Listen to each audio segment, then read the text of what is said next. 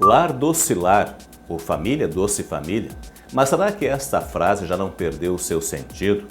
Sem dúvida, o lar, a família, vem enfrentando muitos desafios, grandes dificuldades. Mas como está a tua família, o teu casamento, a relação com os filhos? Aliás, existe alguma família que não passa por problemas?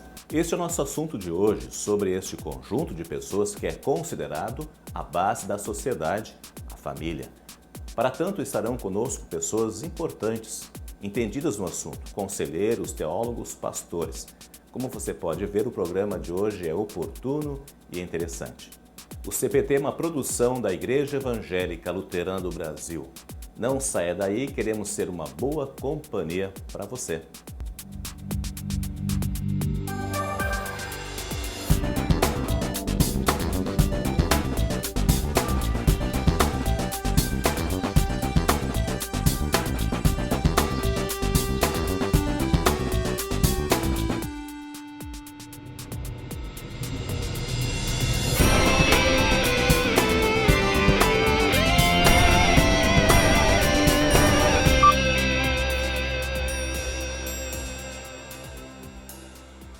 Ela é tema de músicas, filmes e até de programas de TV.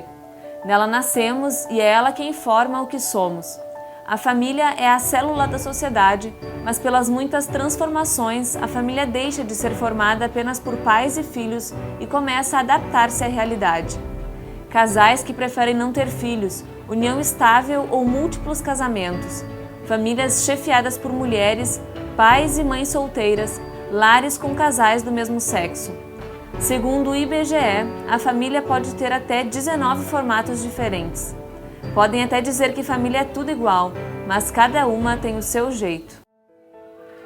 Estar junto nas refeições, passear nos finais de semana, compartilhar das mesmas ideias e sonhos significavam estar em família. Hoje, cresceu muito o número de casais que se divorciaram, de jovens que saíram de casa, mães e pais solteiros, filhos abandonados. O que aconteceu na sociedade para essa modificação na família?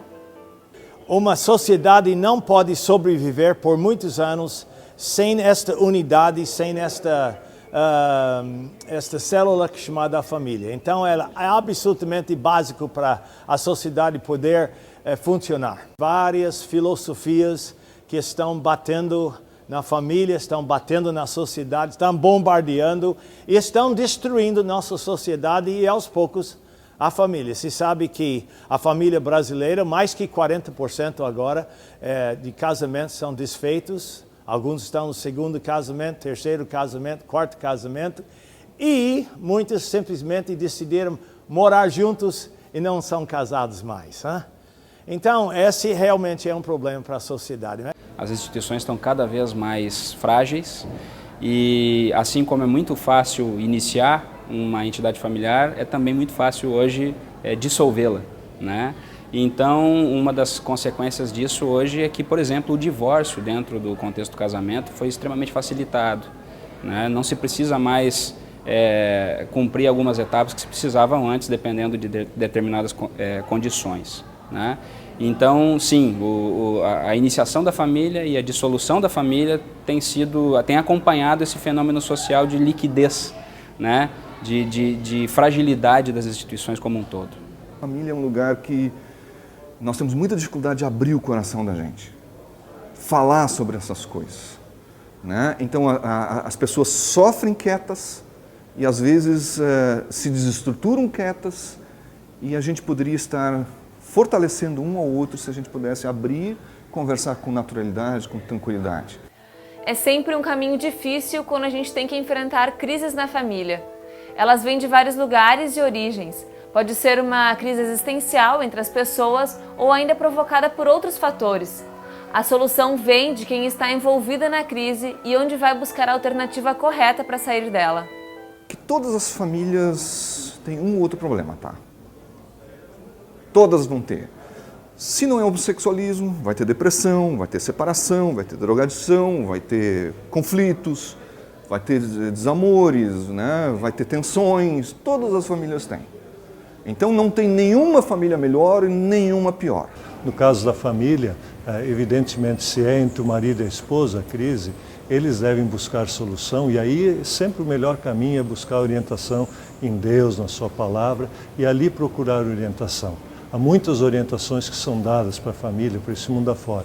Agora, as orientações parece que de tempo em tempo mudam e as pessoas ficam sem achar o caminho. Então é melhor buscar uma orientação segura, uma orientação que ao longo do tempo vem dando certo. E essa orientação evidentemente vem da palavra de Deus, da Bíblia Sagrada. O problema sociológico do nosso Brasil, menor abandonado, prostituição, homossexualismo, problema de divórcio, todos esses problemas têm a base é o que nós somos, como eu já falei, pecadores. Além disto, nós desobedecemos os princípios da palavra de Deus. Então, cada um tem a sua ideia. Nós vivemos num mundo de relativismo, então nós estamos mergulhados no mar de ideias diferentes, em vez de seguir a palavra de Deus, porque Deus é o arquiteto do lar. Então, por isso nós estamos sofrendo como sociedade, porque a família está aos poucos sendo destruída. Posso dizer com muita tranquilidade que as famílias elas não se separam porque querem. Tá? Não é uma coisa planejada, não é uma coisa desejada, não é uma coisa, né, espontânea. Então, as circunstâncias vão acontecer. Tá? Então, assim, às vezes chega a separação do casal, chega a um momento que os dois realmente reconhecem a falência do relacionamento. Como a gente também reconhece a falência de um órgão. Eu não desejo isto, não procurei isto, e eu tenho que aprender a conviver, tratar dela, né? Mas é uma realidade que vai estar junto comigo. Então, eu não estou dizendo agora que as separações conjugais sejam patológicas, sejam doenças, só que elas acontecem na nossa vida. Se tu conversar com um casal, elas não fazem isso de maneira planejada, premeditada, desejosa de que isso aconteça. Uma das questões que todo ser humano enfrenta é que depois da queda em pecado ele tem problemas, ele tem dificuldades. Essa ruptura com Deus, ela atinge toda a estrutura humana. Então, a busca pela reconciliação, em primeiro lugar com Deus, ajuda também as pessoas a se reconciliarem umas com as outras. Esse é o caminho também que a Bíblia ensina. Então, dentro da família, as coisas são muito simples. A base de tudo é o amor, porque Deus nos ama em Cristo, nos perdoa, e aí começam os exercícios do amor. Um dos exercícios mais importantes é o perdão, perdoar-se mutuamente. Quando tem dificuldade, perdoa. Perdoar significa colocar uma pedra em cima, passou e esqueceu e deixou para o lado, assim como Deus em Cristo faz conosco. Como diz o Jeremias, o coração é desesperadamente corrupto. Então, esse é o problema básico. Agora, também, nós estamos casando gente que não sabe viver debaixo do mesmo teto. Não, o marido não sabe qual é o papel dele, a esposa não sabe qual é o papel dela, não sabem comunicar, não sabem resolver conflitos conjugais, porque conflito vem porque nós somos pecadores. Não sabem dormir na mesma cama, não sabem criar filhos, etc. Então há um desconhecimento geral e a palavra de Deus, a Bíblia, que nós estamos enfatizando nesses dias, realmente é a base, é o manual do proprietário. Então essa é a razão do problema da família, é que nós estamos sem conhecimento do que Deus tem falado sobre a família. A questão da crise sempre é quando é que ela vai ter a sua reversão, né? E isso é muito difícil de você poder prever. O que você pode fazer é continuamente, como igreja e como instituição de ensino, escola, trabalhar para que esse processo seja bem conduzido e, vamos dizer assim, no sentido de se reencontrar a família dentro do projeto de Deus. Então, quem tem a responsabilidade tem que tomar a liderança e vamos dizer assim, é quase, eu diria assim, como a mãe cria o filho, agora o filho vai dar um amparo para quem, vamos dizer assim, lhe serviu como modelo de estrutura de organização social. Quando o amor existe, existem todas essas outras virtudes que acompanham o amor. E o amor de Deus a gente percebe mais claramente na pessoa do Filho de Deus, de Jesus Cristo. Ele perdoa, Ele ama, Ele traz esperança, Ele traz objetivo. Então, ali nós encontramos o que é essencial. A mesma coisa para a família. Mais do que regrinhas, é importante colocar o amor de Deus na vida das pessoas, em Jesus Cristo. Ali nós encontramos isso. E a Bíblia Sagrada faz isso. Ela infunde, ela transmite o amor para as pessoas. E quando isso é vivido, a vida fica bonita, fica feliz e a família passa a ser um lugar maravilhoso para a gente existir. A falta de conversa, de união e integração desgasta a relação entre casais, pais e filhos. Chega a ser difícil reunir todos para um almoço ou jantar durante a semana. O mau uso do tempo em conjunto pode piorar isso. Às vezes, mesmo com todos dentro de casa, cada um se isola na sua televisão, no seu computador ou até no seu próprio celular. Numa sociedade onde tudo é tão corrido, como ter qualidade no pouco tempo que se tem para a convivência familiar? Nos dias que nós vivemos hoje, de fato, uma das grandes dificuldades é nós termos tempo para a família. E nesse tempo onde nós não temos tanta quantidade, é muito importante nós cuidarmos da qualidade desse tempo para a família. A família, a nossa célula máter, a nossa célula mãe da sociedade, ela precisa de um cuidado muito especial. E eu realmente tenho insistido muito para que as pessoas, as famílias tenham cuidado para terem tempo, para poderem dialogar, conversar e cuidar desta célula mãe da sociedade. Tempo para o casal, tempo para os filhos, tempo para a educação, para conversar, para estar junto. Desligar a televisão, desligar das coisas que as rodeiam e poderem realmente ter uma qualidade de tempo dedicado um para o outro. É algo extremamente importante e necessário nos dias que nós vivemos. Se o tempo está reduzido, né, então televisão e outros meios de comunicação, realmente no momento em que a família pode se reunir, tem que ser retirado, não porque sejam ruins, mas porque aquele é o pequeno, breve e importante momento em que a família está reunida, né, e devia então desfrutar desse aconselhamento, dessa convivência mútua, porque essa é uma outra característica que a gente vai ter que se habituar, né? A gente não pode esquecer aquele lazer, o caminhar junto e comer um sorvete, quem sabe, e fazer alguns passeios, alguns programas de esporte, se possível for, né? Mas com toda certeza o fundamental ainda continua sendo para nós cristãos aquilo que a Bíblia orienta, né? O que ajuda muito nesses exercícios é também buscar a palavra de Deus constantemente. Um dos belos costumes que havia dentro de famílias que se estruturaram bem era ler a Bíblia diariamente, ler a Bíblia sozinho ou fazer o que era chamado de culto doméstico ou devoção doméstica, ter um momento onde se reflete a partir da Bíblia Sagrada sobre os problemas da vida. Tanta coisa se aprende e se ajudam um ao outro. Os pais aprendem, a relação entre os pais e os filhos melhora e a relação entre os filhos, entre os irmãos melhora também. Por isso a palavra de Deus é esse bálsamo, esse ingrediente importante na vida de cada pessoa.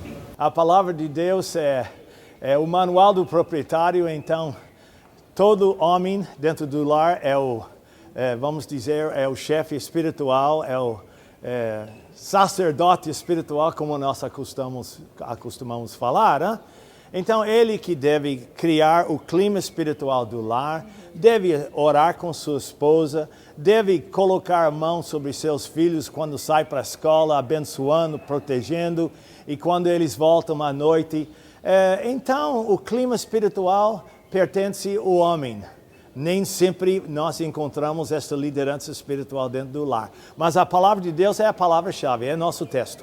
Eu acho que, em última análise, ser sacerdote de Deus no lar é justamente isso. É você ser uma ponte entre Deus e o bebê e dar a ele tudo o que ele precisa, mas essencialmente o amor, para criar nele a possibilidade de ser um ser humano saudável, emocionalmente, espiritualmente e pessoalmente. Algo que tanto nos faz falta hoje. Ainda é um dia, um final de semana que você tem livre. Então, em não estando na igreja, né, pelo menos a família devia ter aquele momento para estar reunida. Eu já nem falo muito em dia de semana, porque eu convivi já nessa situação em que a gente nem na mesa do almoço ou do jantar se encontrava. E eu tenho já bastante idade. Então, eu acho que esse processo não é hoje, né? Isso está há 50 anos atrás, já era assim. Então, eu acho que realmente a resposta é qualificar esse momento e realmente valorizar. E eu vejo nisso uma grande vantagem, né?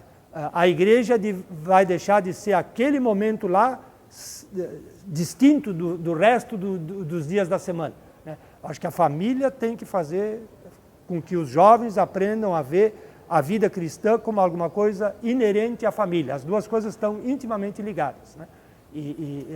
O culto lá é a grande família da fé. Mas se aquela família pequena não representa uma família de fé para você, é difícil que a igreja vá representar alguma coisa parecida. A construção de um edifício sempre deve iniciar pelo seu alicerce. Sem ele, tudo pode dar errado. Se a família é como um edifício, que além de cimento e tijolos, precisa ser construída com valores e princípios, onde deve estar a sua pedra angular? Num casamento, assim, de uma maneira bem simples, evidentemente que é o amor, né? Mas o amor, ele tem sido, assim, um pouquinho, o significado do amor tem sido corrompido pelo fato de que o amor, ele muitas vezes, ele é vinculado ou ele é linkado à perfeição, né? A perfeição do marido, a perfeição da esposa. E justamente o amor justamente se mostra no oposto, nas dificuldades. Eu acho que num relacionamento entre o marido e a esposa, e a pedra angular que falta, que é necessária, que fundamenta o casamento e a família, é esse amor totalmente incondicional. Uma família, por exemplo, um jovem casal, o caminho é sempre o mesmo, é busca de Deus e da sua palavra para orientação. Para o jovem casal é importante quando eles estão aprendendo a viver juntos. Para o jovem casal com os filhos é importante quando eles educam os filhos.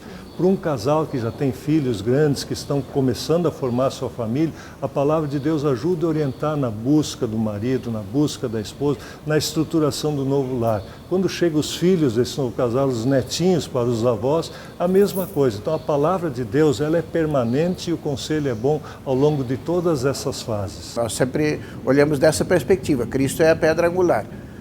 Se bem que para ter essa pedra angular é preciso que a família também tenha um momento, com certeza, de sentar junto, de fazer uma devoção em conjunto, de fazer a oração da mesa, para que os filhos e, enfim, toda a família possa também valorizar aquilo que nos é prioritário, aquilo que para nós seja o mais importante da vida, para que não troquemos os valores, por exemplo, pensando que isso aí hoje em dia não há mais necessidade.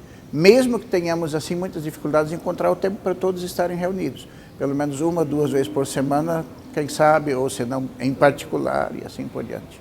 E quando se tem esta base na família, deste alicerce seguro, desse fundamento que é Cristo, então com certeza essa família vai crescer sempre para a honra e a glória do Senhor. Quando nós buscamos a bênção de Deus sobre o nosso lar e pedimos a presença de Deus em nossa família, é base para um relacionamento melhor. Uma família construída com a presença de Deus, uma família construída com amor, um para com o outro, com a bênção de Deus, sem dúvida nenhuma, tem tudo para ser um lar feliz. O Salmo 127, na Bíblia, diz que se o Senhor Deus não edificar a casa, não adianta nada trabalhar para construí-la. Não adianta trabalhar demais para ganhar o pão, levantando cedo e deitando tarde, pois é Deus quem dá o sustento aos que Ele ama, mesmo quando estão dormindo. Sem dúvida, num mundo com tantos perigos, especialmente contra a família, só existe um refúgio, uma segurança, um abrigo. São os braços de Deus que veio ao mundo na pessoa de uma criança, numa família, e que entregou a sua vida para nos dar a salvação. É Ele que abençoa a nossa família. O programa CPT de hoje termina aqui. Você pode interagir conosco através das redes sociais e também pelo nosso e-mail, programa cpt@ialb.org.br. Que a graça de nosso Senhor Jesus Cristo esteja com todos. Até mais.